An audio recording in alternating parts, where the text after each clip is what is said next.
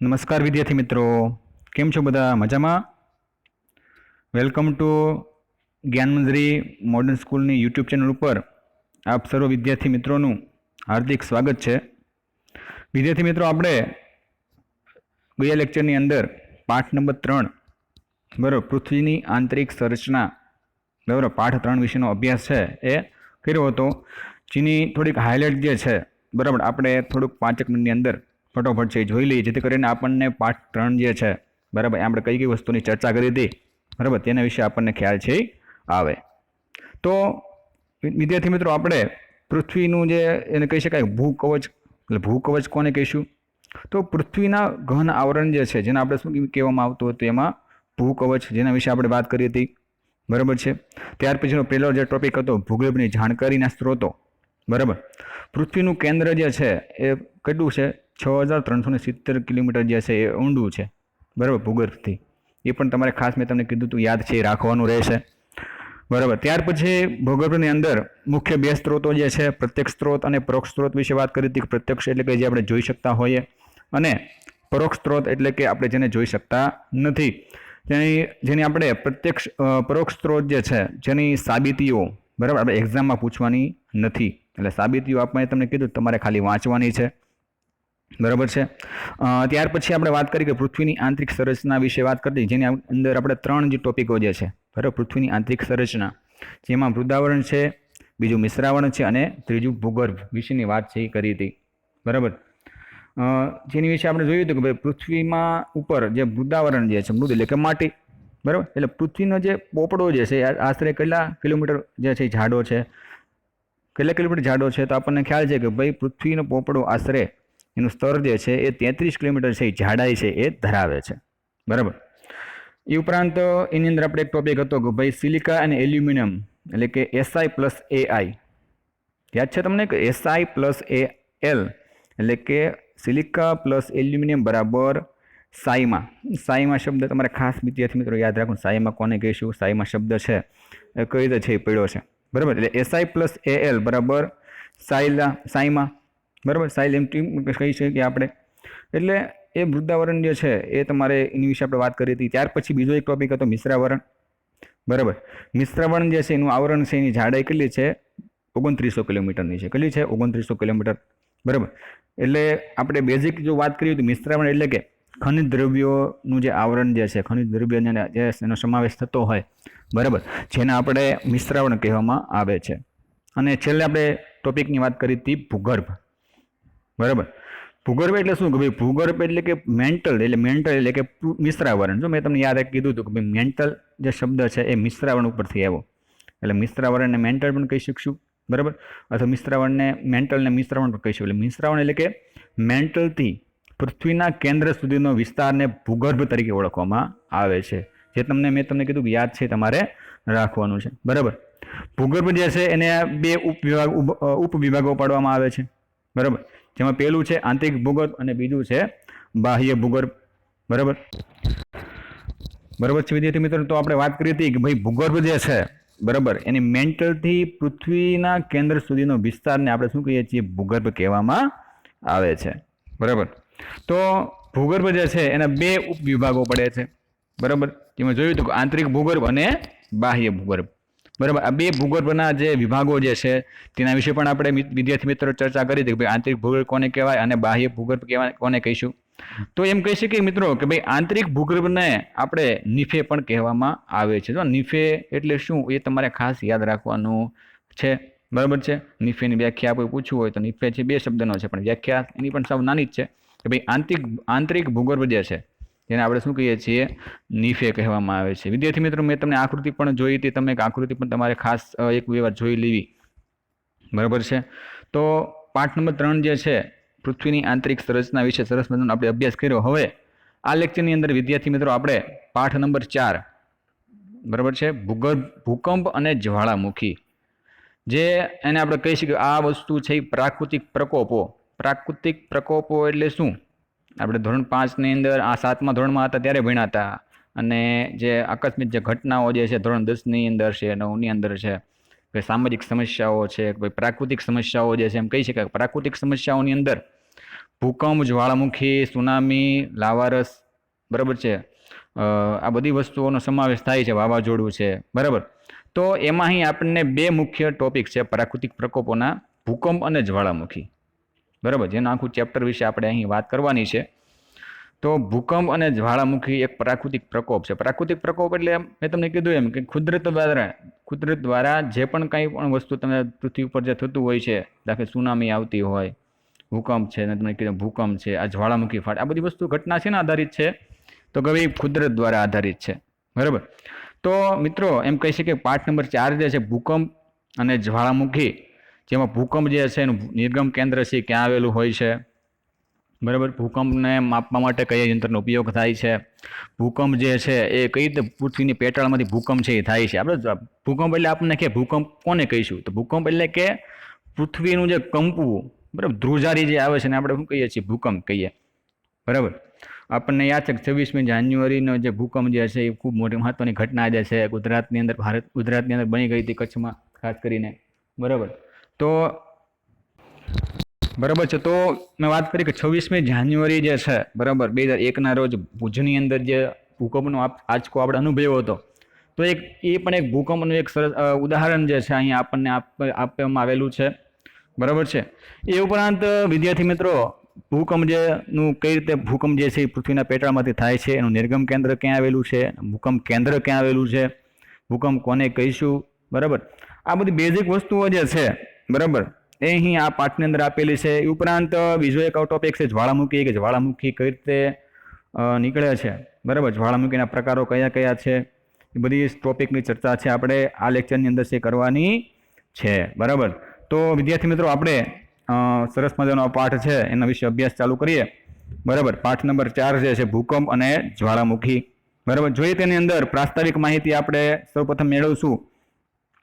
મેં તમને વાત કરી હતી, બરાબર, 2 લેક્ચરની અંદર કે ભાઈ ટેકનિકલ પ્રોબ્લેમ જે છે મોબાઈલની અંદર, જેના કારણે હું ટીક નથી કરી શકતો, બરાબર, તમને હાઇલાઇટ કરી શકતો નહોતો, પણ હવે એ ખામી છે આપણે દૂર કરી છે, બરાબર. તો અહીં તમને હું જે પણ અમુક ટોપિક લાગતા હશે, જે પણ લાઈન આપણે કરવાની રહેશે, એની જે હું અહીં અંડરલાઇન કરતો જઈશ, તમારે પણ સાથે સાથે તમારી પાઠ્યપુસ્તકની અંદર, બરાબર, એની અંડરલાઇન છે કરવું, સાથે સાથે તમારી જે રફ નોટ જે છે એમાં અમુક આ ટોપિક જે છે એ પણ લખતા જવાના છે, એ તમારે ભૂલવાનું નથી, બરાબર. તો ચાલો આપણે શુભ શરૂઆત કરીએ પાઠની.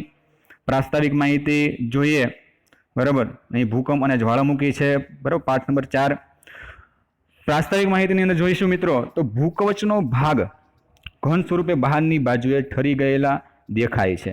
મિત્રો અહીં આપણને વાત કરી કે ભૂકવચ અથવા ભૂકવચનો ભાગ જે છે એ ઘન, પ્રવાહી અને ઘન સ્વરૂપ આવે. પ્રવાહી એટલે આપણને ખ્યાલ છે કે જે પાણી છે એ પ્રવાહી છે, ઘન એટલે કે પથ્થર, બરાબર. ઘન સ્વરૂપને બહાર બાજુએ ઠરી ગયેલો દેખાય છે, પરંતુ તેના પેટાળમાં તો હજી અતિશય ગરમી છે જ. તો મિત્રો અહીં આપણને કીધું કે ભાઈ ભૂકવચ છે એ તો ગરમ જ છે, બહારની બાજુએ તમે જો ઘન સ્વરૂપમાં બતાવી છે, પણ જે ભૂકવચની જે અંદરના ભાગમાં આપણે જો જોઈએ તો ત્યાં અતિશય ગરમીનો આપણને અહેસાસ થતો હોય, બરાબર. પેટાળના ભાગ ઉપર તેની ઉપરના ખડક સ્તરનું પ્રચંડ દબાણ છે. તો અહીં આપણને વાત કરી છે તો કે ભાઈ પેટાળનો ભાગ જે છે, બરાબર, એની ઉપર ખડક સ્તરો છે. ખડક એટલે શું થાય, તો પહેલાં તો આપણને યાદ હોવું જોઈએ કે ભાઈ ખડક કોને કહીશું, બરાબર. ખડક એટલે શું, અહીં આપણને કીધું ખડક સ્તરોનું પ્રચંડ દબાણ, પણ ખડક એટલે કે પથ્થર, બરાબર. એક જાતના જે પથ્થરો આપણે જોઈતા હોય એને આપણે શું કહીએ છીએ, ખડકો કહીશું, ખડક કહીશું, બરાબર. તો એ તમારે યાદ રાખવાનું છે. આ પેટાળની આંતરિક ગરમી અને દબાણ ફેરફારોને કારણે ખડક દ્રવ્યોના સ્વરૂપમાં પ્રસરણ કે સંકોચનની પ્રક્રિયા થાય છે, તેથી ભૂકવચમાં હલનચલન છે એ અનુભવાય છે. આ પ્રક્રિયાને ભૂસંચલન કહેવામાં આવે છે. તો અહીં મિત્રો અહીં આપણને યાદ રાખવાનું છે કે ભાઈ ખડક સ્વરૂપમાં પ્રસરણ કે સંકોચનની પ્રક્રિયા થાય છે, તેથી એટલે કે આ પેટાળને આંતરિક ગરમી અને પૃથ્વીના પેટાળની જે આંતરિક ગરમી અને એના કારણે દ્રવ્યનું સ્વરૂપ જે છે એ બદલાય છે, અને તેના કારણે શું થાય છે, ભૂસંચલનની પ્રક્રિયા છે એ થતી હોય છે, બરાબર. તો એની નીચે પણ તમારે સાથે સાથે અંડરલાઇન કરી નાખવાની છે. ભૂસંચલન મંદ અને ઝડપી પણ હોય છે. મિત્રો અહીં આપણને વાત કરી છે કે ભૂસંચલન કેવું છે, એક મંદ અને ઝડપી. જો એ ભૂસંચલનની પ્રક્રિયા જ્યારે થતી હોય, બરાબર, ત્યારે એ ધીમા સ્વરૂપે થતી હોય, બરાબર, ધીમી અને આમ તમે જોશો તો ઝડપી, અને બંને પ્રકારની જે એની જે પ્રક્રિયા જે છે એ થતી હોય છે. પૃથ્વીના પેટાળમાં ગરમી અને દબાણમાં ઝડપી ફેરફારોથી જે ભૂસંચલન અનુભવાય છે તેને ઝડપી ભૂસંચલન કહેવામાં આવે છે. મિત્રો અહીંયા મેં તમને કીધું એમ કે ઝડપી અને મંદ, તો અહીંયા આપણને ઝડપી ભૂસંચલનનું કીધું છે, વ્યાખ્યા આપેલી છે બરાબર ટૂંકમાં. તે નીચે પણ તમારી સાથે અંડરલાઈન કરી નાખી કે ભાઈ પૃથ્વીના પેટાળમાં ગરમી અને દબાણમાં, પૃથ્વીના પેટાળની અંદર શું થાય છે? ગરમી થાય છે. ગરમીના કારણે અંદર શું થતું હોય? દબાણ થતું હોય બરાબર. અને આ દબાણ છે એ ઝડપી ફેરફારોથી જે ભૂસંચલન અનુભવે બરાબર તેને આપણે શું કહીએ છીએ? ઝડપી ભૂસંચલનની પ્રક્રિયા કહેવાય છે. જ્વાળામુખી અને ભૂકંપની પ્રક્રિયા એ ઝડપી ભૂસંચલનો છે. તો મિત્રો અહીં ખાસ તમારે જોવાનું કે ભાઈ બે ઉદાહરણો આપેલા છે બરાબર. બે ઉદાહરણો કયા કયા છે? જ્વાળામુખી અને ભૂકંપની પ્રક્રિયા, આ બે છે ને ઝડપી સંચલનો છે, ભૂસંચલનો. તો અહીં યાદ રાખશું કે ઝડપી ભૂસંચલનો કયા છે અને ઉદાહરણ આપો તો એમાં આવશે બે બરાબર, જ્વાળામુખી અને ભૂકંપ બરાબર.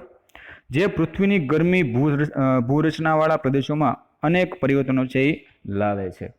તો વિદ્યાર્થી મિત્રો, પૃથ્વી જે છે એ નબળી ભૂરચનાવાળા પ્રદેશોમાં અનેક પરિવર્તનો લાવે છે, જેથી કરીને ભૂસંચલનની ક્રિયાને કારણે પૃથ્વી સપાટીનો અમુક નબળો ભાગ આકસ્મિક રીતે ધ્રુજી ઉઠે છે, ત્યારે આકસ્મિક ધ્રુજારીને ભૂકંપ કહેવાય. તો મેં તમને અહીં પહેલા વ્યાખ્યાનું કીધું હતું કે ભાઈ ભૂકંપ કોને કહેવામાં આવે છે.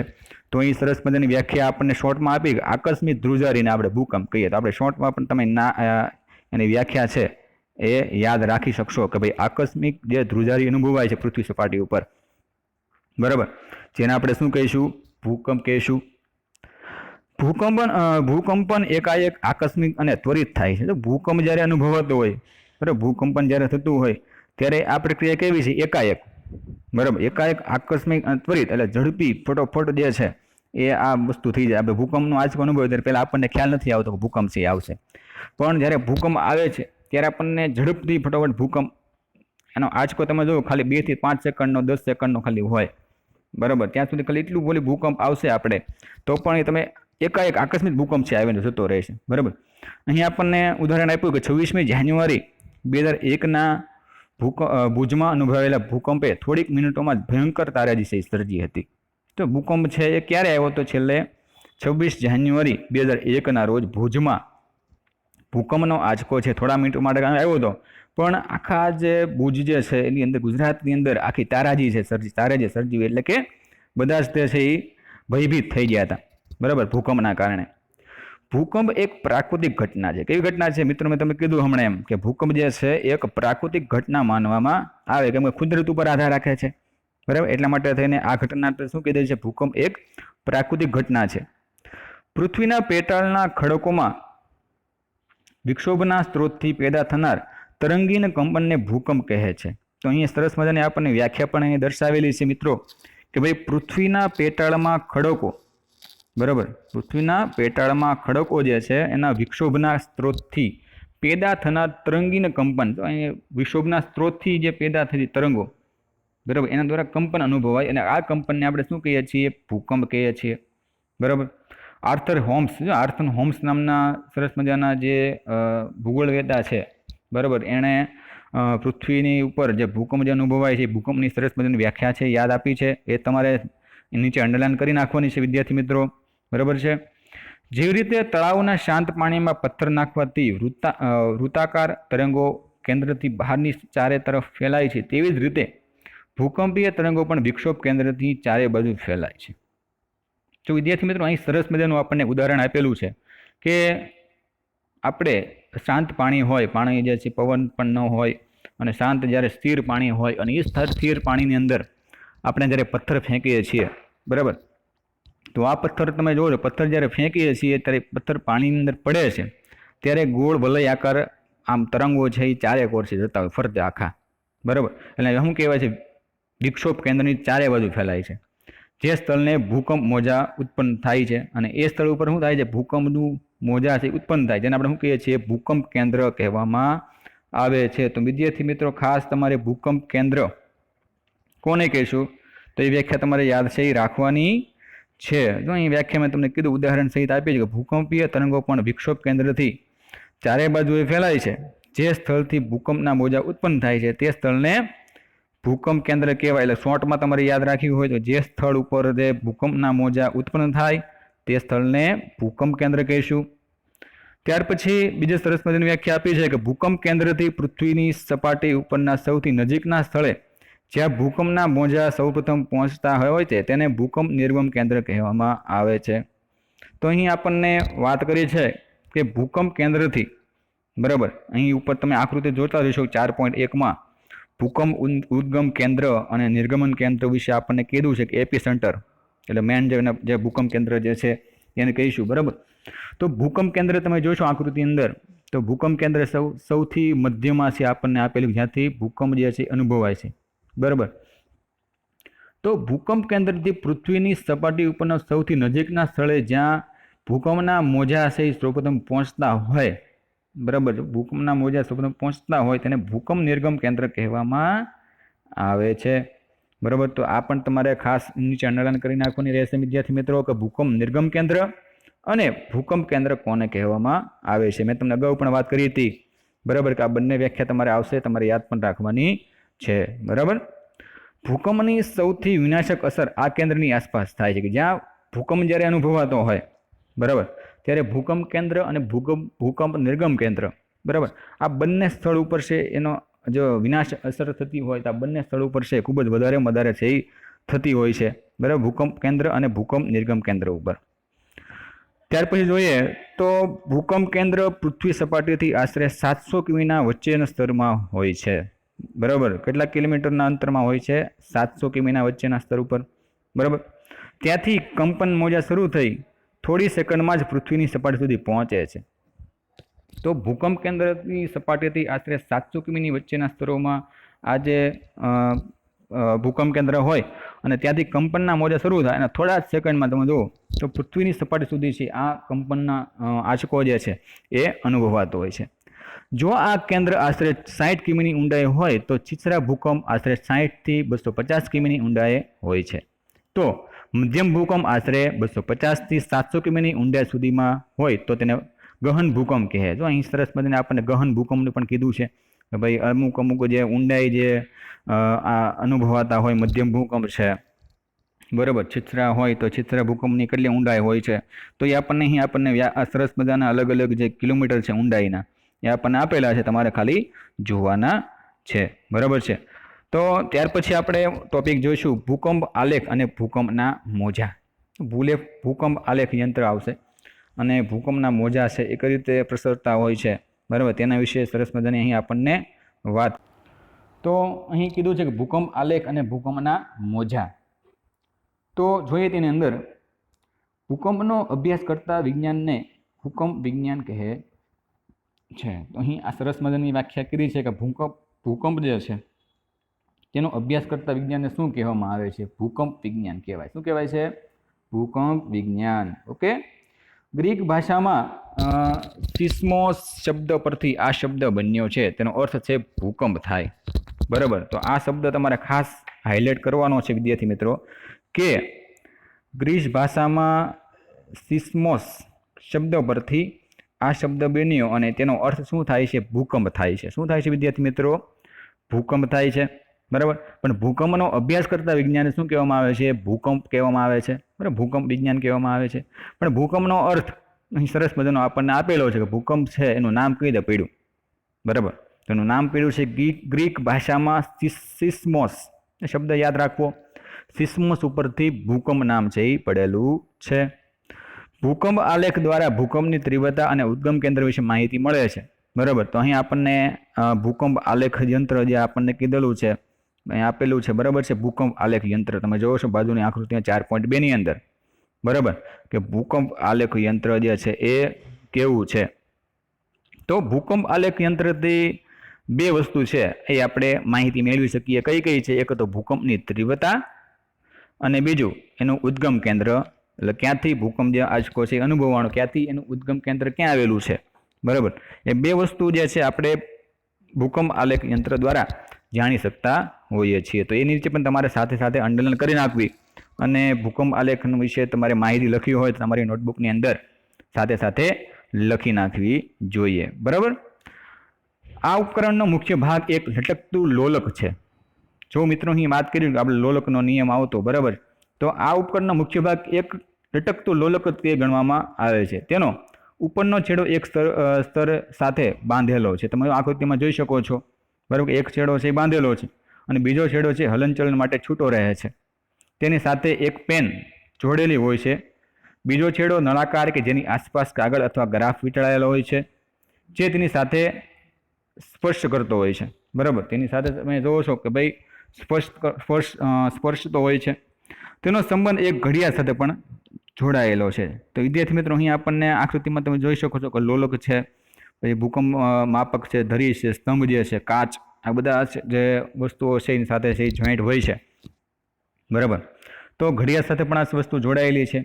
ભૂકંપના સમયે કંપન વેગ પ્રમાણે નળાકાર પર વીંટેલા કાગળ પરના નાના મોટા કદમાં રેખાઓ અંકિત થાય છે અને ઘડિયાળ સાથે જોડાણ હોવાના કારણે સમય પણ નોંધાય છે. મિત્રો, અહીં તમને એ જે કંપન જ્યારે અનુભવાતો હોય ત્યારે તમે જોશો કે આપણે કેમ ઓક્સિજન ઉપર કે ડૉક્ટરના ઓલામાં તમે અમુક પિક્ચરોમાં તમે જોયું હશે કે જ્યારે મૃત્યુ દાખલ કરેલા હોય આઈસીયુમાં, ત્યારે અમુક આ રીતે લાઇનિંગ આવતી ઉપર નીચે, બરાબર. એ રીતે તે ભૂકંપનું આલેખ યંત્રમાં તમે જોશો તો ભૂકંપ કેટલો અનુભવાય છે એ પ્રમાણે આખું એનું સ્કેચ થતું જતું હોય છે સમયના સાથે સાથે, બરાબર.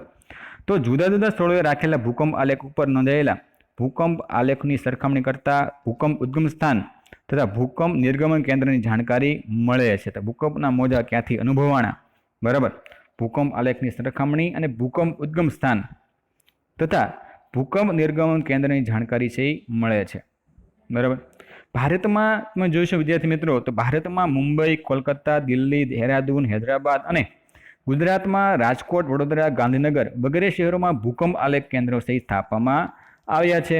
તો વિદ્યાર્થી મિત્રો, વાત કરી છે અહીં કે ભાઈ ભૂકંપના જે આલેખ યંત્રો જે છે એ કઈ કઈ જગ્યા ઉપર ભારતની અંદર, બરાબર, ભારતની અંદર કયા કયા રાજ્યની અંદર છે, કયા કયા શહેરની અંદર છે, અને ગુજરાતની અંદર કયા કયા શહેરની અંદર આ ભૂકંપ આલેખ યંત્રો છે આવેલા છે. તો તમારે ખાસ ભારતનું પૂછે તો એની અંદર આવશે મુંબઈ, બરાબર છે, મુંબઈ, કોલકાતા, દિલ્હી, દેહરાદૂન. અને ગુજરાતનું પૂછે તો ગુજરાતનું ખાસ તમારે યાદ રાખવાનું કે ગુજરાતની અંદર ભૂકંપ આલેખ યંત્ર ક્યાં આવેલું છે, કયા કયા સિટીની અંદર છે, તો આવશે રાજકોટ, વડોદરા, ગાંધીનગર. આ ત્રણ સ્થળો તે જે એવા છે કે જ્યાં ભૂકંપ આલેખ યંત્ર છે આપણને જોવા મળે, બરાબર છે.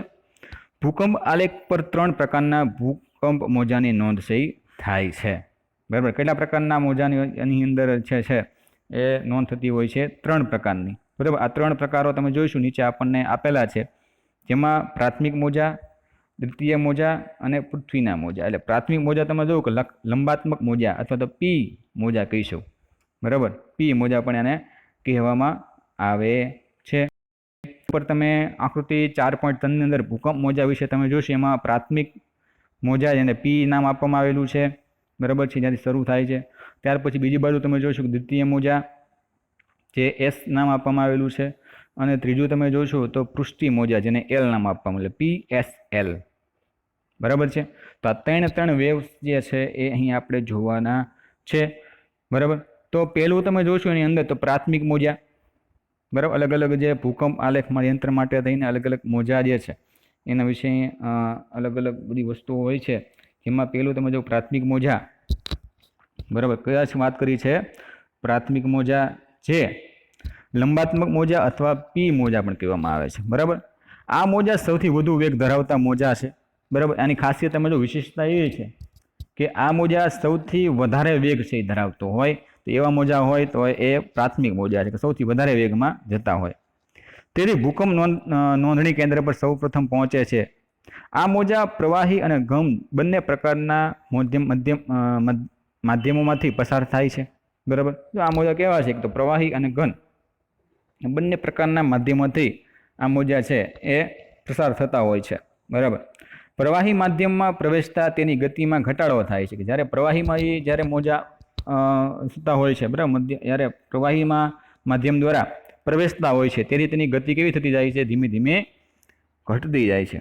અને કેન્દ્રીય ભાગમાં પ્રતિ સેકન્ડે 8.14 કિમી વેગથી પસાર થાય છે. આ પદાર્થની ઘનતા બદલતા આ મોજા વક્રીભવન પામે છે. તમે જોશો તો પદાર્થની ઘનતા બદલે, બરાબર, એટલે આ મોજા કેવા થતા જાય છે? વક્રીભવન છે એ અનુભવાતા હોય છે. એટલે ખાસ તમારે યાદ રાખવાનું કે આ મોજા છે સૌથી વધુ વેગ ધરાવતા મોજા છે, બરાબર. અને તેની ભૂકંપ નોંધણી કેન્દ્ર પર સૌપ્રથમ પહોંચે છે. સૌથી વધારે જો ભૂકંપ નોંધણી કેન્દ્ર ઉપર પહોંચતા હોય તો આ પ્રથમ મોજા છે એ પહોંચે છે, બરાબર. ખ્યાલ આવ્યો? ખાસ તમારે પણ અમુક ટોપિક જે છે એ જોતા જવાના છે, યાદ રાખવાના છે. ત્યાર પછી વિદ્યાર્થી મિત્રો બીજો આપણને મોજાની વાત કરી છે દ્વિતીય મોજા, જેને ઉપમોજા પણ કહેવાય. શું કહેવાય છે? ઉપમોજા અથવા તો એસ મોજા, બરાબર, એસ વેવ્સ, બરાબર. તો એના વિશે જોઈએ તો દ્વિતીય મોજા છે, બરાબર, એ બીજા પ્રકારના મોજા આપણને કીધા છે. પ્રાથમિક મોજા કરતાં પણ આ મોજાનો વેગ ઓછો હશે, એટલે એનાથી ધીમો આવશે, બરાબર. એનો વેગ કેવો હોય છે? ઓછો હોય છે. તેઓ માત્ર ઘન માધ્યમથી જ પસાર થાય છે. જ્યારે પ્રાથમિક મોજા હતા આપણે જોયું હતું કે એ ઘન અને પ્રવાહી બંનેમાંથી પસાર થાય છે, બરાબર. જ્યારે દ્વિતીય મોજા છે માત્ર ઘન માધ્યમથી જ પસાર થાય છે. આમાં અણુઓનું કંપન મોજાની દિશામાં કાટખૂણે ઉપર નીચે જે થાય છે, બરાબર. શું કીધું છે અહીંયા આપણને કે ભાઈ અહીંયા પ્રાથમિક મોજાની અંદર વાત કરી છે આપણને કે ભાઈ માત્ર ઘન માધ્યમથી જ પસાર થાય છે. સાથે સાથે આમાં અણુઓનું કંપન મોજાની દિશામાં કાટખૂણે ઉપર નીચે જે થાય છે, બરાબર. આ મોજા પ્રકાશના મોજાને મળતા આવે છે. તો વિદ્યાર્થી મિત્રો વાત કરીએ છીએ કે પ્રકાશના મોજાને મળતા આવે છે. સમુદ્ર અથવા પ્રવાહી માધ્યમથી અહીં વાત કરી, બરાબર. તો આ મોજા જે છે એ પ્રવાહી અને ઘન સ્વરૂપે મેં કીધું કે નથી ચાલતા, માત્ર ઘન માધ્યમથી જ તે પસાર થતા હોય છે. આ મોજા પ્રકાશના મોજાને મળતા આવે છે. તો વિદ્યાર્થી મિત્રો અહીં વાત કરીએ કે ભાઈ આ મોજા કેવા છે? પ્રકાશના મોજા સાથે મળે છે અને સમુદ્ર અને પ્રવાહી માધ્યમથી તે શાંત થઈ જાય છે. તે પણ ભૂસપાટીથી વધુ ઊંડાઈ પ્રવેશ કરે છે. તો આ મોજા અલગ અલગ બધા મોજા છે અને પ્રકારો આપણને ડિટેલ આપેલી છે કે તે ભૂસપાટીથી વધુ ઊંડાઈ છે એ પ્રવેશ કરી શકે છે. દ્વિતીય મોજા છે તેવડાએ, બરાબર. ત્યાર પછી ત્રીજો એક મોજાનો પ્રકાર આપણને સરસ કીધો છે પૃષ્ઠીય મોજા, જેને એલ વેવ્સ કહી શકીએ અથવા તો એલ પ્રકારના જે મોજા કહી શકશું, બરાબર. પૃષ્ઠીય મોજા તો આકૃતિ ઉપર તમે જોતા જો સાથે સાથે વિદ્યાર્થી મિત્રો તો તમને ખ્યાલ છે એ આવતો રહેશે કે ભાઈ એલ મોજા છે કઈ રીતે નામ પીડ્યું છે, એસ મોજા કઈ રીતે કહેવામાં આવે છે અને પી મોજા છે કઈ રીતે કહેવામાં આવે છે, બરાબર છે. તો ત્રીજો એક સરસ પ્રકાર આપણને કીધો છે પૃષ્ઠીય મોજા. આ મોજા પૃથ્વીની સપાટી ઉપર પરિઘની લંબ દિશામાં ગતિ કરે છે, બરાબર. આ મોજા કેવા છે? પૃથ્વી સપાટી જે છે, બરાબર છે, એની પરિઘની લંબ દિશામાં આગળ વધે છે અને શાંત સરોવરમાં પથ્થર નાખવાથી જેવો મોજા ઉત્પન્ન થાય છે તેવા જ આ મોજા છે. તો ઉદાહરણ સરસ મજાને આપણને કીધું કે જ્યારે કોઈ સરોવર હોય અને એ સરોવરની અંદર જ્યારે આપણે પથ્થર ફેંકીએ અને એ પથ્થરના જે મોજા ઉત્પન્ન થતા હોય વચ્ચેથી, બરાબર, એવા મોજા આ પૃષ્ઠીય મોજાના જોવા મળે છે, બરાબર. તેમની ગતિ પ્રતિ સેકન્ડે 3 કિમીની હોય છે. કેટલી હોય છે? પ્રતિ સેકન્ડે 3 કિમીની હોય. આ મોજા સૌથી વધુ વિનાશકારી છે. તો અહીં પૃષ્ઠીય મોજાનું એક સરસ ઉદાહરણ આપણને આપેલું છે કે આ મોજા છે સૌથી વધુ વિનાશકારી છે, કે વિનાશ વધારે નોતરે. જો આવા જો મોજા જ્યારે ભૂકંપ આવ્યો હોય અને પૃષ્ઠીય મોજા થયું હોય એમાં એ સ્વરૂપમાં, તો પૃથ્વી ઉપર સૌથી વધારે વિનાશ થાય એમ આપણે કહી શકીએ, બરાબર. ભૂકંપના કારણે જે તબાહી મચે છે તે આ મોજાના કારણે થાય. તો અહીંયા આપણે કીધું ઉદાહરણ આપણે જોયું હતું કે ભુજની અંદર જે ભૂકંપ આવ્યો ત્યારે જે તારાજી સર્જી હતી, બરાબર, જે તબાહી મચી હતી એ આ મોજાનું એક ઉદાહરણ હતું, બરાબર. આ મોજા સમુદ્રમાં પ્રવેશે છે ત્યારે સમુદ્રમાં પાણીમાં ખૂબ જ ઊંચા વિશાળકાય અને વિનાશકારી મોજા ઉકળે છે ત્યારે સુનામી કહેવામાં આવે છે. તો મિત્રો અહીં આપણને સુનામીની પણ વ્યાખ્યા આપી છે કે ભાઈ ભૂકંપના જે આ મોજા છે, પૃષ્ઠીય મોજા છે, એ ધીમે ધીમે સમુદ્રની અંદર જ્યારે પ્રવેશ કરે અને સમુદ્રની અંદર જ્યારે વિનાશના મોજા જ્યારે ઉછળે અને આ ઉછળતા મોજાને આપણે શું નામ આપવામાં આવેલું છે? સુનામી નામ આપવામાં આવેલું છે, બરાબર. આ મોજા ભૂગર્ભમાંથી પસાર થતા ન હોવાથી પૃથ્વીની આંતરિક રચના જાણવામાં ઉપયોગી થતા નથી, બરાબર. તો આ મોજા તમે શું કીધું છે? આ મોજા ભૂગર્ભમાંથી પસાર થતા ન હોવાથી પૃથ્વીની આંતરિક રચના જાળવવામાં ઉપયોગી થતા નથી. જેથી પી મોજા અને એસ મોજાની ગતિ અને દિશાની લાક્ષણિકતા પૃથ્વીના આંતરિક ભાગોની ભૂસ્તરીય રચના વિશે માહિતી પૂરી પાડે છે, બરાબર છે. તો આ ખાસ તમારે આ 3 પ્રકારો પણ તમારે સાથે સાથે યાદ છે એ રાખવાના છે વિદ્યાર્થી મિત્રો, બરાબર. કયા 3 પ્રકારો હતા? એક તો પ્રાથમિક, દ્વિતીય અને પૃષ્ઠીય મોજા. બરાબર, આ 3 પ્રકારો તમારે સાથે સાથે જોતું જવાનું રહેશે. ઓકે વિદ્યાર્થી મિત્રો, તો અહીં આપણે 5 નંબર જે 4 જે છે ભૂકંપ, બરાબર, જેના અમુક જે ટોપિક વિશે આપણે અહીં વાત કરીએ અત્યારે, એની પ્રાસ્તાવિક માહિતી મેળવી. ત્યાર પછી ભૂસંચાલન અને અથવા તો ભૂકંપ કેન્દ્ર ક્યાં આવેલું છે, ભૂકંપ નિર્ગમ કેન્દ્ર કોને કહીશું, બરાબર. ભૂકંપ આલેખ યંત્ર વિશે વાત કરી, ભૂકંપ આલેખ યંત્ર અને ભૂકંપના મોજા, જેના 3 પ્રકારો આપણે વિષયનો અભ્યાસ છે આપણે આ લેક્ચરની અંદર છે કર્યો છે. બરાબર, તો આ ખાસ તમારે અમુક ટોપિક છે એ લખતા જવાના છે તમારી નોટબુકની અંદર. અમુક મેં તમને કીધું હાઇલાઇટ આપણે કરીએ છીએ એ પ્રમાણે હાઇલાઇટ છે એ કરી નાખવાના છે. બરાબર, તો વિદ્યાર્થી મિત્રો તમારે હોમવર્કની અંદર આજના લેક્ચર જે છે અહીં આપણે પૂર્ણ કરીએ છીએ ત્યારે તમારે હોમવર્કની અંદર તમારે ભૂકંપ આલેખ અને ભૂકંપના મોજા, એટલે ભૂકંપ આલેખની સરસ મજાની આકૃતિ દોરવાની છે અને એના વિશે થોડું ઘણું વર્ણન છે કરવાનું છે. બરાબર, તમારા હોમવર્કની અંદર છે આજની અંદર. બરાબર, અને એક્ઝામ છે એ નજીક આવી રહી છે, સાથે સાથે તમે તૈયારી પણ વધારજો, વાંચન છે વધારજો, બને એટલું પ્રેક્ટિસ છે વધારે કરશું, જેથી કરીને તમને એક્ઝામની અંદર વાંધો ન આવે. બરાબર, ખાસ તમે કાળજી લેજો.